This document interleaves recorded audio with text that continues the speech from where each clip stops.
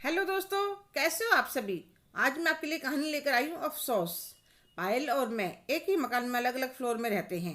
10 साल पहले हम यहाँ आए थे। मकान में दो ही फ्लोर थे। ग्राउंड फ्लोर हमने ले रखा था, ऊपर का खाली था। 2 साल बाद पायल अपनी फैमिली के साथ आई थी। पायल के 4 साल का बेटा और 2 साल की बेटी थी। मेरे दो बेटियाँ थी। धीरे धीरे हम एक परिवार हो गए थे। पायल का और मेरा प्यार देखकर सब हमें बहनें ही समझते थे। अब तो मेरी बड़ी बेटी 18 साल की और छोटी 15 साल की हो चुकी थी। कई बार पायल मजाक करती, स्वाति दी आपको देखकर कोई नहीं कह सकता कि आपकी बेटियां इतनी बड़ी हो चुकी हैं। आपने अपने आप को कितनी अच्छी तरह से मेंटेन किया है। तो मैं कहती तुम्हें मजाक करने के लिए मैं ही मिली थी।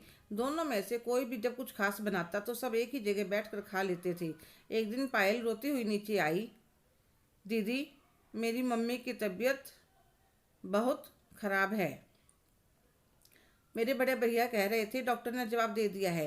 और वह रोई जा रही थी। मैंने उसे पानी का गिलास दिया और चुप करवाया और कहने लगी, पायल जल्दी से 2 जोड़ी कपड़े लो। इतने माँ ठीक नहीं हो जाती, उनके पास ही रहना।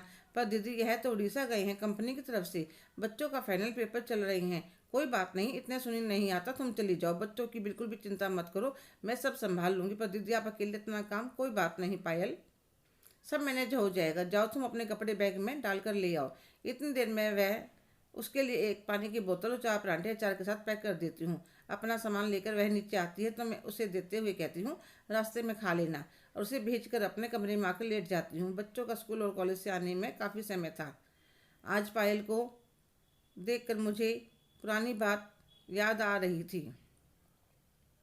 यहाँ इस मकान में आने से पहले जब मेरी बेटियाँ छोटी छोटी थीं, सास ससुर साथ में रहते थे। एक दिन मेरे भाई का फ़ोन आया कि माँ की तबीयत बहुत ख़राब हो गई है। तो मेरी सासू माँ कहने लगी, चली जाना, यह नहीं है कि फ़ोन आया तो सब कुछ छोड़ छाड़ कर चले जाओ।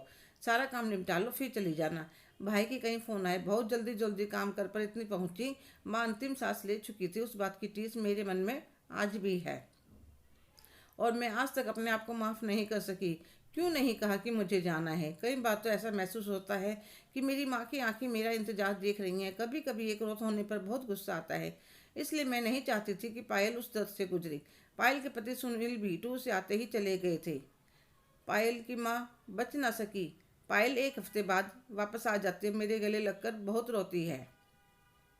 थोड़ी देर के नाश्ते के बाद शांत हो जाती है। मैं उन दोनों के लिए चाय नाश्ता लेकर आती हूँ। तो पायल हाथ जोड़कर कहती, स्वाति दी आपका बहुत बड़ा एहसान है। मैं आखिरी बार माँ से मिल सकी, उनसे बोल सकी। पायल, एहसान मत कहो, हम सहेलियाँ हैं, सुख दुख में एक दूसरे के काम नहीं आएंगी तो क्या फ़ायदा दोस्ती का। और जिम्मेदारी और घर के काम इंसान के ऊपर पूरी उम्र रहते हैं। पर कुछ काम ऐसे होते हैं जो समय पर ना हो तो पूरी उम्र अफसोस रहता है। हाँ दीदी, आप सच कह रही हो। माँ के जाने का दुख बहुत बड़ा है। पर यह संतोष है कि मैं उनकी आखिरी समय पर उनके पास थी, उनके पास रही, बातें करी। नहीं तो पूरी उम्र अफसोस रह जाता कि मैं समय पर नहीं पहुंच पाई। शुक्रिया दीदी, शुक्रिया। ऐसा नहीं कहते पायल और मैं एक दूसरे के गले लग जाती हैं। हेलो दोस्तों, कैसे हो आप सभी। आज की कहानी आपको कैसी लगी, कमेंट करके ज़रूर बताइएगा। अगर आप मेरे चैनल पर नए हैं तो प्लीज़ लाइक, शेयर, सब्सक्राइब करना भूलें। धन्यवाद।